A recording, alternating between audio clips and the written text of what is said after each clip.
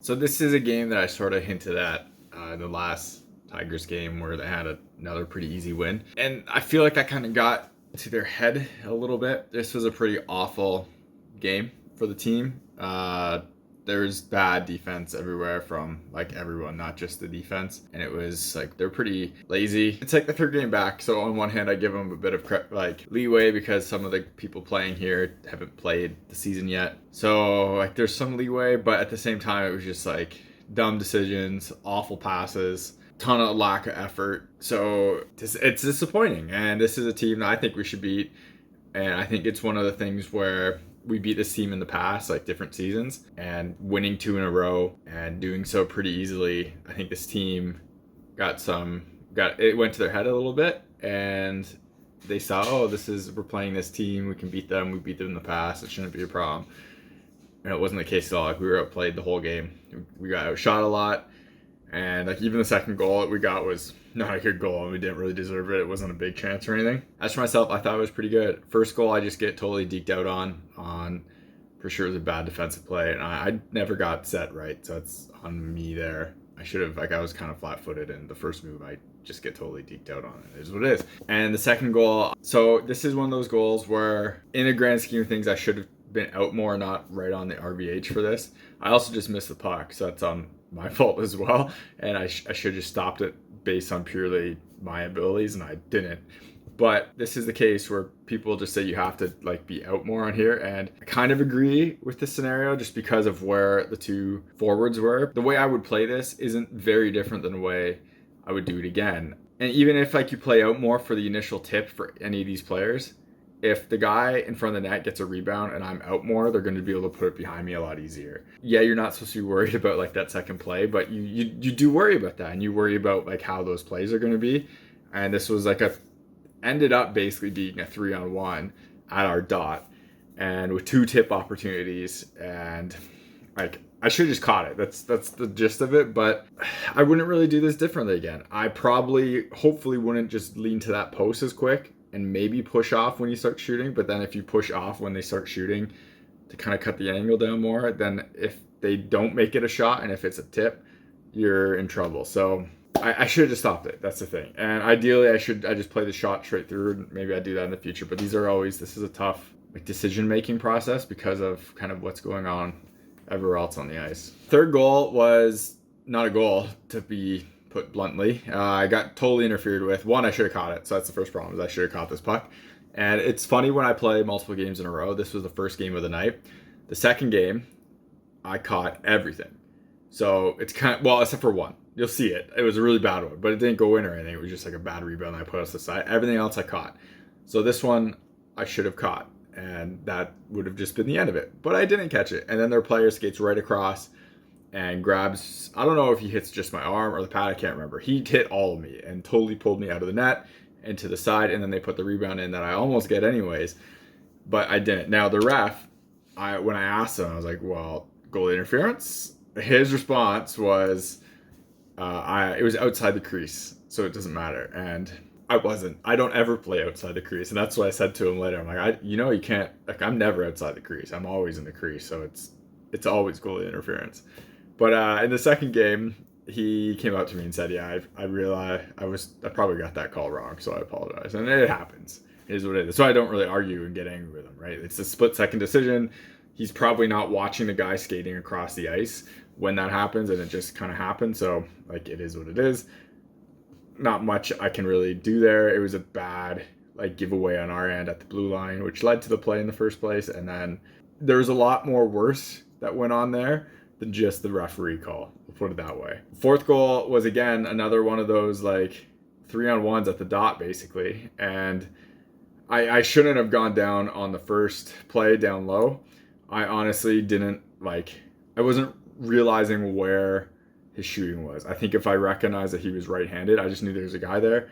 But if I recognized he was right-handed, I probably wouldn't have just gone down, because I was kind of getting ready to go in the RVH for a quick shot. I probably wouldn't have done that just because that's a hard shot to make. It's on your off. Whereas if he was left-handed, he would have been able to get a better shot off, like on a better angle.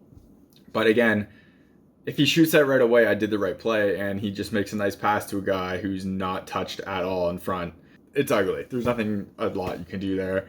If I maybe shuffle across, I can get it to that net, like to the guy in front, but I have to play shots. There's enough people in this league that are good enough that when it's like a puck down low like that, if you don't play the shot, they're gonna burn you. And my team and Blade's team does that a lot, where if the goalie like doesn't play the instant shot, they're gonna burn you on it. So I have to play the instant shot. It is what it is.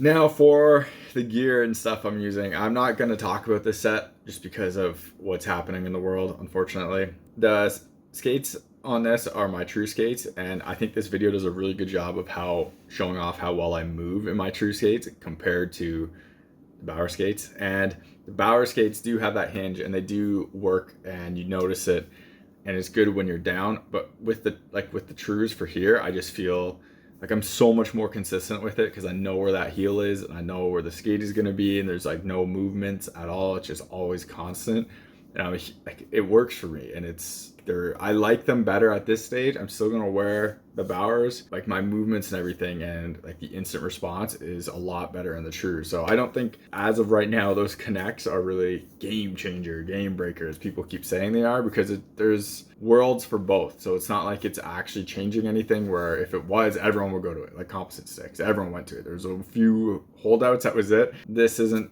going to be the case here. So they work, but my movement here is pretty solid with these. Yeah. The other thing I want to mention really quick is this is the Warrior VR2 or M2 Pro. I can't remember. I'm using those two sticks over and over again, basically back to backs all the time, and I switch between them because I'm going to be reviewing them. I do notice a big difference between them, specifically with like the vibration in them, and I'm a huge fan of those sticks. They're a very unique feel for Warrior. Like Warrior has a unique feeling stick. So we'll be doing a full review on both of them. I might just make it into one. I'm a fan of them, and I'm really enjoying using them right now. They're nowhere near as light as my Hyperlights were, but I don't really notice it.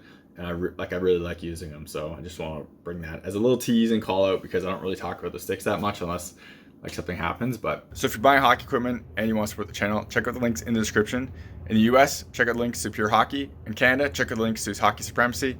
If you click those links and make a purchase, I get a kickback from the sale. So anything that comes back from that comes right back into the channel, so I can make more content and doing like real reviews and stuff. I got buy gear to do a lot of the tests for it, so that costs money and it would be greatly appreciated. Otherwise, if you want to support the channel without buying anything, check out links in the description to Patreon, buy me a coffee. Everything through there comes again back into the channel, so I can make more content and doing real reviews. Y'all